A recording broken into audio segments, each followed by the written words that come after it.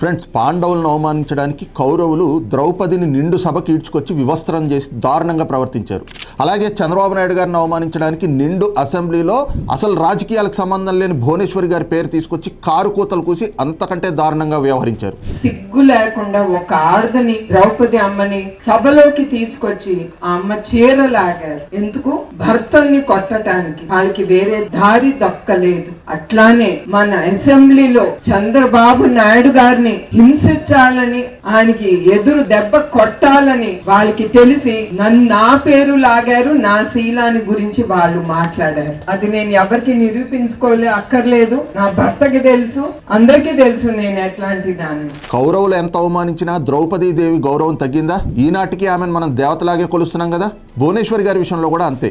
అమ్మ భువనేశ్వర్ గారు, మీరేంటో నిరూపించుకోవాల్సిన అవసరం మీకు లేదు.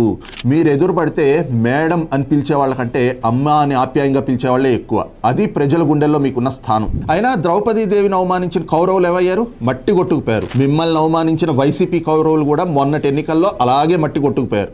సొంత చెల్లెలు పుట్టుక గురించి మాట్లాడించి కన్న తల్లి శీలంపైనే నిందలు వేయించిన ఘనుడు జగన్మోహన్ రెడ్డి. తల్లిని చెల్లిని ఇంట్లో నుంచి గెంటేసిన వాడి నాయకత్వంలో పనిచేస్తున్న ఈ వైసీపీ నాయకులంతా మహనీయులు. వీళ్ళకి మహిళల్ని గౌరవించాలి అని ఎన్ని నీతులు చెప్పినా అది చెవిటివాడి చెవిలో శంఖం ఊదినట్లే అవుతుంది.